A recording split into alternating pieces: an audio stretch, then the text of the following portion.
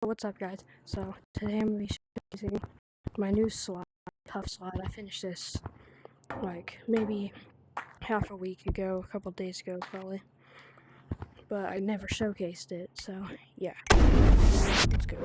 This was just a good time for me to showcase this map because it's kind of the afternoon for me right now. And yeah, this is my biggest map, and not really my biggest map of all time, but my biggest slide map. And it's also the biggest slide map of all time, I'm pretty sure. Like the most parts and the highest part density of any map. Because yeah, there's a lot of part density. There's a lot of these parts inside the slide. Just have a ton of parts inside of them. Like wood parts, ice parts. And yeah, there's a small way which goes clockwise, and then the counterclockwise way, the normal way. Yeah, this is the normal way. I'm gonna go the clockwise way because it gives you more speed. Because it shoots you out with a fan. So here's a main bowl. Third type of bowl. The second biggest size of bowl. Not the biggest bowl in this whole map though.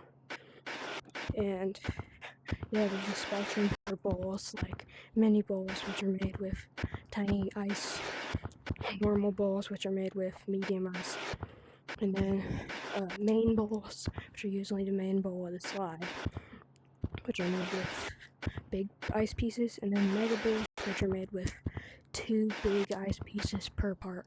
The part is like laughing. Then a time machine, new obstacle made by me, and then a launch ramp that has cool loops on each side. It's not really unique, but it's a unique type of launch ramp. It's not a unique part though. And now here's a normal bowl, the second smallest type of bowl. And then this is a new type of part. It's like a big thing, just like a half pipe thing. And then a small track section that goes around. And then down into this slide that goes into the biggest bowl in here, which is not a mega bowl, it's a diagonal bowl. It's a special type of bowl that I just made. It's the first ever diagonal bowl ever made. It's tilted on 45-degree axis, and it's also 45 degrees down with balls on the edge. And then a small track section, another small track section, a half loop that goes into another slide, twists around into another track section, then an A or B route, and then into this where you gotta lose a little bit of speed, and then you can come out of the fan, and then go across this tiny track section that would bring you back to the console and the share my box. The terminal, I mean. So yeah, that was the second path. Let's go for the first path, which is the counterclockwise. And this alters your route through the entire slide, too.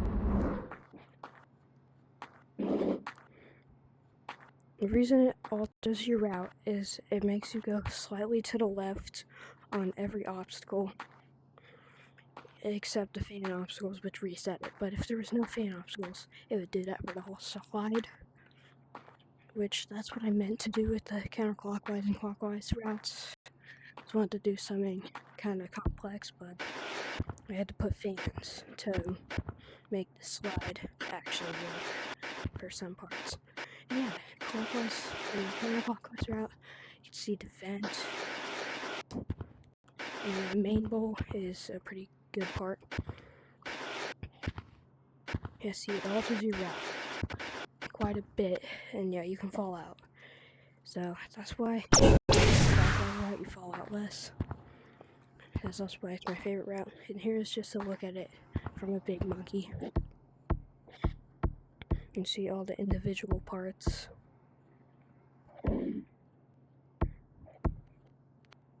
Here's the second bowl. There's also 3 bowls, which I've never seen a single slide with 3 bowls before except this one.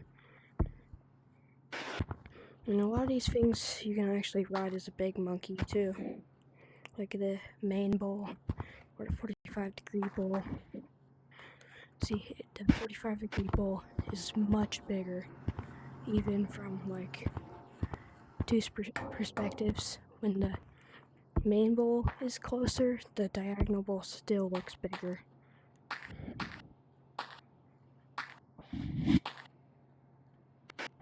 It's because the diagonal bowl is much taller. It also has more pieces.